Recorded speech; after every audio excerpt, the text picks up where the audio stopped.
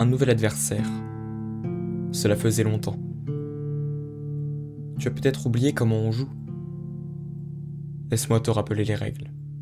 Voici comment commence Inscription, de manière plutôt énigmatique. Mais ce jeu qui au premier abord paraît assez simple, cache un secret bien plus gros. Que se passe-t-il avec ce jeu? Eh bien, pour le savoir, prenez votre meilleur deck et embarquez avec moi dans le monde énigmatique d'Inscription.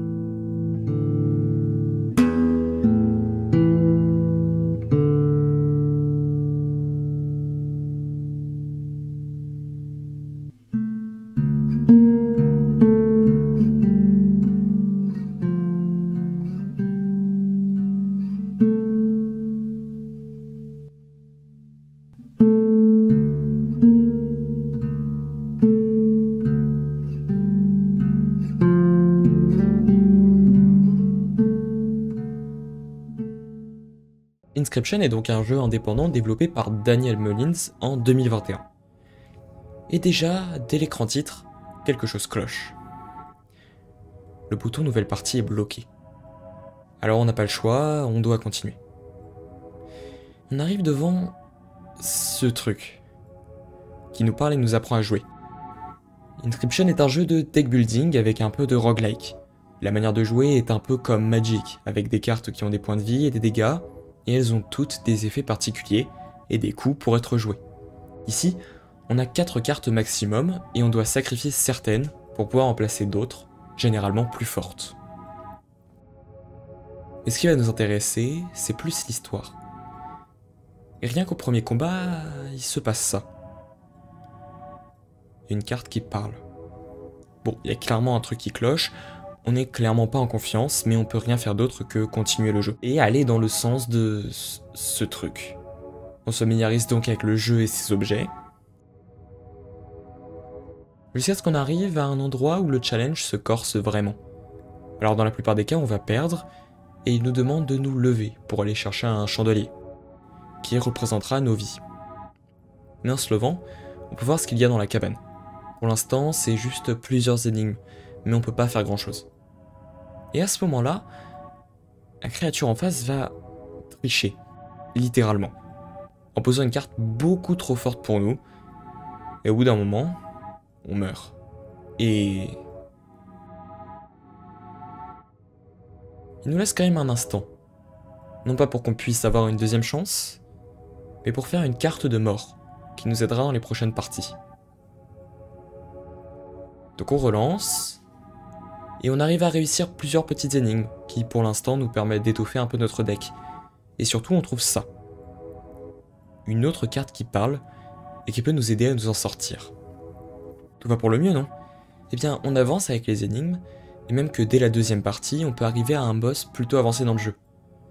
En plus la première phase est plutôt facile, et puis... Trop rapide, trop tôt. Ok. On est censé faire quoi là? À part mourir, je vois pas trop les autres options. Bon, on refait une carte, on relance. D'ailleurs, c'est moi ou l'Hermine de tout à l'heure ressemble de moins en moins à une Hermine. Mais bon, où en étions-nous? Ah oui, les énigmes. Donc après avoir libéré le loup en cage, une carte que l'on avait libérée qui ne faisait rien, on entend un bruit. Alors on récupère une dague. Bon d'accord, alors on l'essaye, mais c'est pas ce à quoi je pensais. Au moins ça nous permet de récupérer un œil assez étrange, et ce dernier fait apparaître des inscriptions. En résolvant une dernière énigme, on récupère le dernier membre de l'équipe, le loup, et une pellicule. C'est très probablement une pellicule que l'on peut utiliser sur l'appareil photo qu'il a utilisé pour nous tuer. Peut-être que si on bat le jeu de la créature, alors on pourra peut-être utiliser son appareil photo, et alors le transformer en carte, et nous échapper. Enfin, c'est juste une supposition. Et après de nombreux essais, on arrive à le battre. Et... alors, je vous dois d'abord quelques explications. En fait, on ne joue pas directement au jeu, mais plutôt le personnage de Luke, Lucky Carder, un youtubeur qui fait des openings de cartes. Déjà, rien que lorsqu'on lance le jeu pour la première fois, on se doute de quelque chose. Mais tout devient plus clair lorsqu'on a accès aux enregistrements vidéo. Pour résumer, Luke a trouvé dans une brocante des vieux packs d'un jeu de cartes du nom de Inscription. Et au bout de 2-3 minutes, il trouve les coordonnées sur une carte. Et comme tout bon youtubeur, il y va avec une pelle, et c'est là qu'il trouve le disque d'Inscription. Il achète un lecteur de disques comme ça, et puis il lance l'enregistrement du jeu Inscription. Et c'est là que nous, joueurs, avons commencé le jeu. Et ça y est, on peut enfin démarrer une nouvelle partie.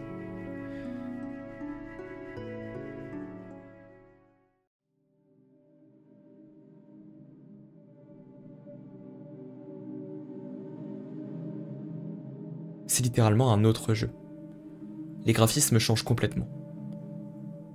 L'histoire est plutôt simple. Il existe 4 scribes qui ont tous des decks différents, et nous on est là pour en remplacer un que l'on choisit au début.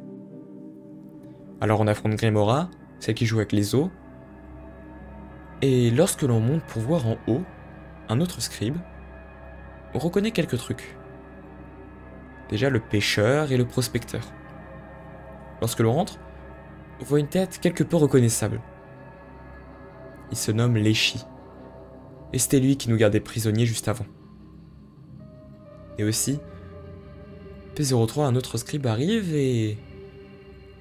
Regarde bien cette tête, puisque tu ne la verras plus jamais. En fait, le loup, la punaise et l'hermine étaient les 3 autres scribes prisonniers avec nous.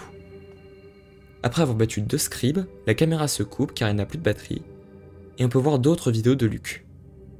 Où dans le premier, il envoie un mail à Gamefuna, ceux qui ont fait les cartes, dans lequel il les prévient qu'il a une copie du jeu Inscription. Et il en fait aussi une vidéo pour demander à ses fans s'ils ont une quelconque idée de ce qu'il se passe dans ce jeu, et s'ils ont vu ce jeu au moins une fois dans leur vie. Et il leur explique ce qu'il se passe. Dans la vidéo suivante, on voit que Gamefuna lui a répondu, en lui demandant de rendre le jeu immédiatement. Ce à quoi Luke répond « What the fuck ?» Entre quelques vidéos corrompues, on voit que Gamefuna va encore plus loin. Puisqu'on retrouve Luke devant sa porte, car une personne de cette entreprise vient chez lui récupérer le jeu. Ce à quoi Luke répond de manière confuse qu'il ne sait pas ce qu'il se passe, ni comment ils ont fait pour trouver son adresse et passer le grillage. On peut voir dans sa dernière vidéo qu'il essaye tant bien que mal de tourner une vidéo, mais il ne peut pas. Ce jeu l'attire en plus de l'incompréhension. Pourquoi Gamefuna cherche-t-il à récupérer un vieux jeu comme ça? Et encore une fois, Luke va relancer le jeu et faire les 2 derniers scribes afin d'en remplacer un. Magnificus, un sage qui torture ses élèves avant de les transformer en cartes. Et P03, un robot qui cherche dans le code source du jeu afin d'avoir des cartes. Mais à un moment, le robot qui se charge de prélever les cartes dans le code source trouve quelque chose d'assez particulier. Alors on a fini de battre les scribes, et on va faire le combat final, contre le scribe qu'on a choisi. Mais peu importe qui on choisit, P03 va nous interrompre. Et on l'affronte dans un combat final, jusqu'à ce qu'il sorte une carte assez particulière. La carte étrange que son robot avait récupérée. Alors quoi qu'on fasse, il se passe ça.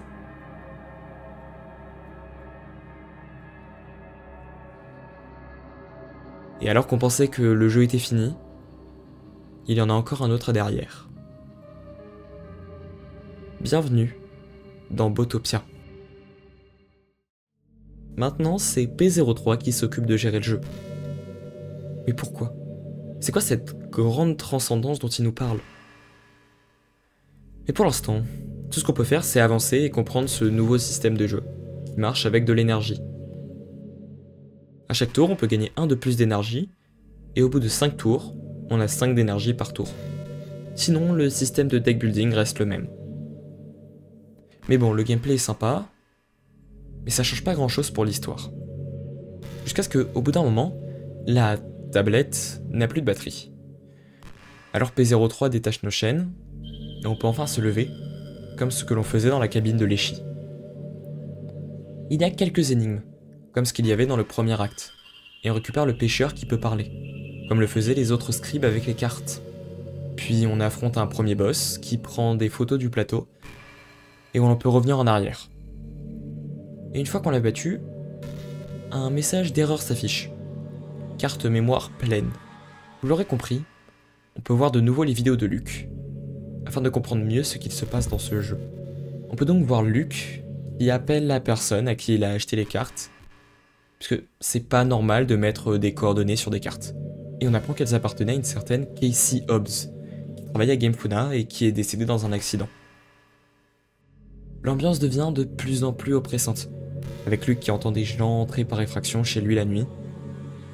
Et la dernière vidéo qu'on a de lui, c'est ça.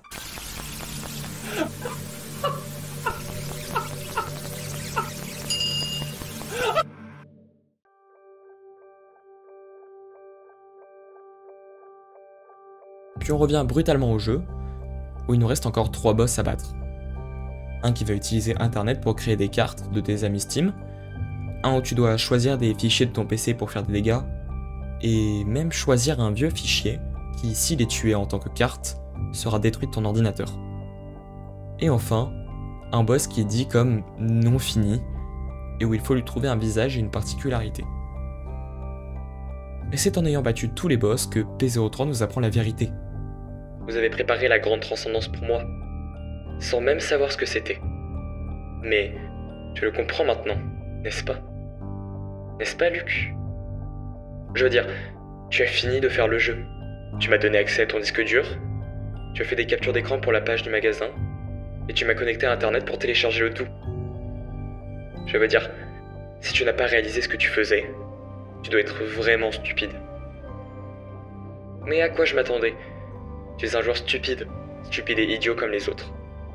Et je t'ai facilement surpassé. Je les ai tous surpassés. Sauf qu'il y a quelque chose dont je ne vous ai pas parlé. Avant ça, P03 nous demande de nous lever une nouvelle fois, afin d'aller réparer une caméra qui a été cassée. En y allant, il se passe ça. Oui, ce sont les scribes. Ils nous disent qu'il faut continuer à jouer, et qu'au moment où ils pensent avoir gagné, ils agiront. Donc au moment où P03 est en train d'uploader le jeu, Leshy surgit, et... oui. Ça y est, c'est fini. Alors ce dernier nous propose de recommencer le jeu. Mais c'est là où Grimora trouve quelque chose, et... elle a effacé d'elle-même Inscription. Alors dans un dernier acte, on affronte ce qui aurait dû être le combat contre Grimora. Puis on fait un dernier match contre Leshy, avec le même deck avec lequel on l'a battu. Lui qui veut seulement jouer aux cartes. Et enfin, on fait un combat contre Magnificus, qui est tellement long qu'il ne pourra être terminé. Et tout ce qu'il reste, c'est ce fichier. All Data. Quand on l'ouvre, il se passe ça. Tout semble être censuré. Il y a des choses tellement choquantes que Luke tente de détruire la cassette avec un marteau. Alors, on voit Luke qui répond à un journaliste, et...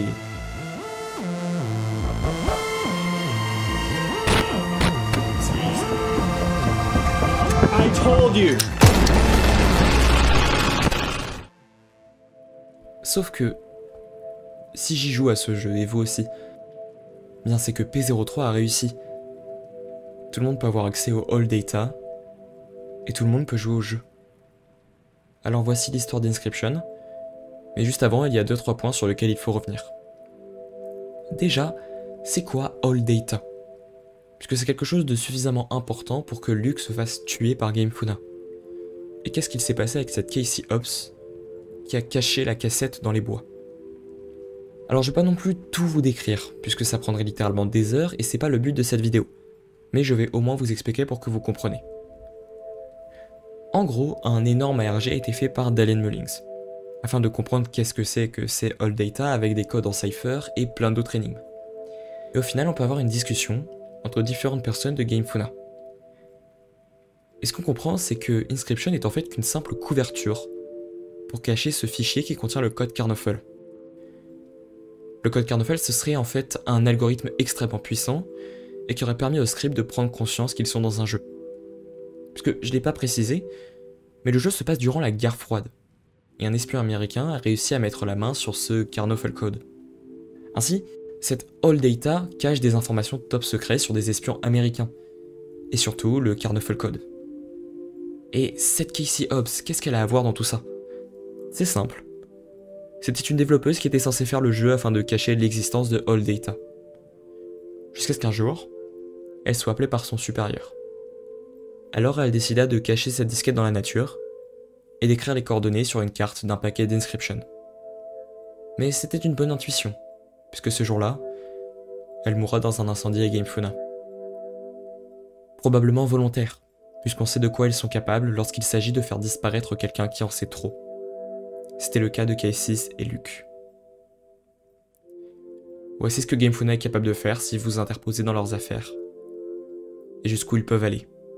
Tout ça pour Inscription. Le jeu qui en cachait un autre. C'était Enigma, merci beaucoup d'avoir regardé. Abonnez-vous, likez si ce n'est pas déjà fait, et surtout, prenez soin de vous.